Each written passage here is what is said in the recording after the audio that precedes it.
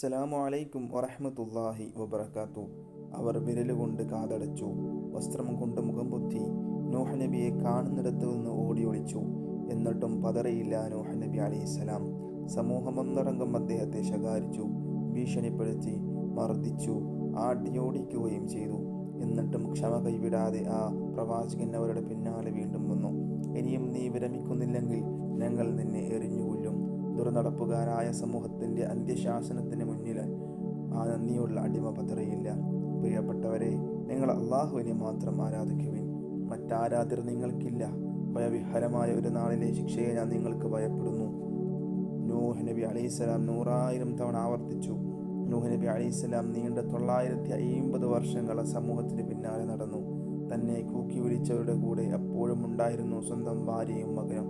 അത് അദ്ദേഹത്തെ വല്ലാതെ വേദനിപ്പിച്ചു. സഹനത്തിൻ്റെ പാതയിൽ നൂറ്റാണ്ടുകൾ നീണ്ട പ്രബോധനത്തിനൊടുവിൽ നൂഹ് നബി അലൈഹിസ്സലാമിന് ലഭിച്ചത് വിരലിലെണ്ണാവുന്ന അനുയായികൾ മാത്രം. ഒടുവിൽ സമൂഹത്തിൻ്റെ വഴിപിഴച്ച പോക്കിൽ മനംനൊന്ത നൂഹ് നബി അലൈഹിസ്സലാം തൻ്റെ സങ്കടക്കെട്ടഴിച്ചു. നൂഹ് നബി അലൈഹിസ്സലാം പറഞ്ഞു, നാഥാ, സത്യനിഷേധികളിൽപ്പെട്ട ഒരാളെയും നീ ഭൂമുഖത്ത് വിട്ടേക്കരുതേ. നീ അവരെ വിട്ടേക്കുന്ന പക്ഷം നിന്റെ അടിമകളെ അവർ വഴിപിഴപ്പിക്കും. ദുർവൃത്തർക്കും സത്യനിഷേധികർക്കുമല്ലാതെ അവർ ജന്മം നൽകുകയില്ല. അള്ളാഹുവിൻ്റെ കൽപ്പന പ്രകാരം നൂഹ് നബി അലൈഹിസ്സലാം ഒരു കപ്പൽ നിർമ്മിച്ചു.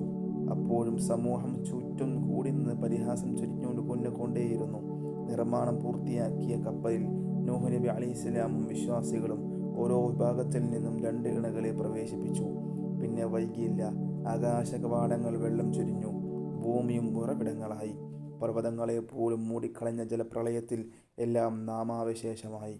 വിശ്വാസികൾ മാത്രം രക്ഷപ്പെട്ടു. തൻ്റെ അടിമ നൂഹ് നബി അലൈഹിസ്സലാമിൻ്റെ സങ്കടം നിറഞ്ഞ അപേക്ഷ അള്ളാഹു സ്വീകരിക്കുകയായിരുന്നു. ആദം നബി അലൈഹിസ്സലാമിൻ്റെയും ഇദ്രീസ് നബി അലൈഹിസ്സലാമിൻ്റെയും കാലശേഷം 12 നൂറ്റാണ്ടുകൾ കഴിഞ്ഞാണ് നൂഹ് നബിയുടെ ജനത വരുന്നതെന്ന് ചരിത്രകാരന്മാർ പറയുന്നു. മുൻ പ്രവാചകന്മാരുടെ പാതയിൽ ജീവിച്ച വദ്ദും സുവാഉം യഊസും യഊഖും നസ്റും സദ്വൃദ്ധരായി അതാത് തലമുറകളെ ധന്യമാക്കി. എന്നാൽ കാലചക്രം തിരിഞ്ഞപ്പോൾ ഈ സച്ചരിതരെ ആരാധ്യരാക്കി പിൽക്കാല സമൂഹം പ്രതിഷ്ഠിക്കുന്ന കാഴ്ചയാണ് കണ്ടത്.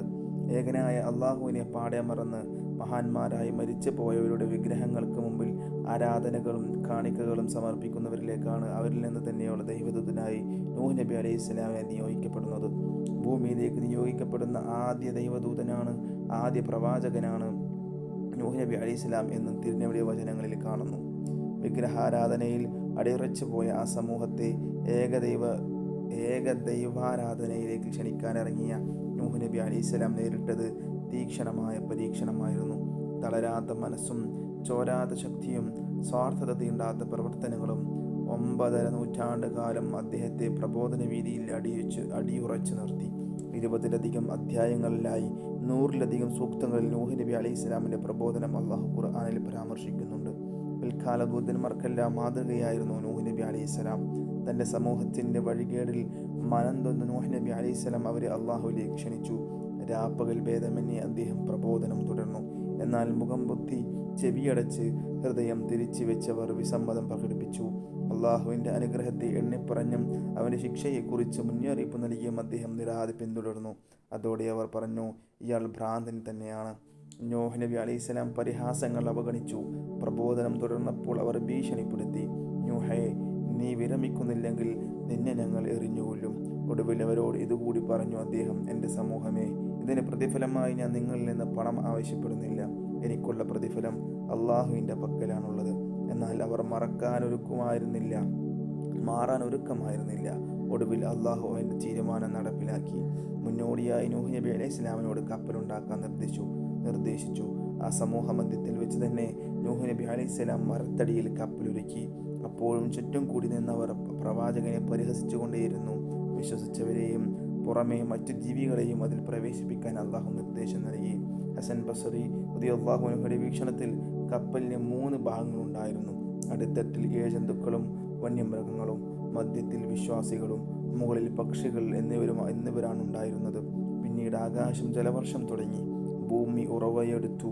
ദിവസങ്ങളോളം തുടർന്നപ്പോൾ മലകളെപ്പോലും വിഴുങ്ങി ഭൂമി വെള്ളത്തിലായി. കപ്പലിൽ കയറിയവരൊഴികെ അന്നാട്ടിലുള്ളവരെല്ലാം മുങ്ങി മരിച്ചു. കപ്പൽ പിന്നീട് ജൂതി മലയിൽ അടിഞ്ഞു. അവരിൽ നിന്ന് അടുത്ത തലമുറയെ അള്ളാഹു കൊണ്ടുവന്നു. നന്ദികേടിൻ്റെയും അനുസരണക്കേടിൻ്റെയും പ്രതീകമായ ആ ജനത പിൽക്കാലക്കാർക്ക് പാഠമായി.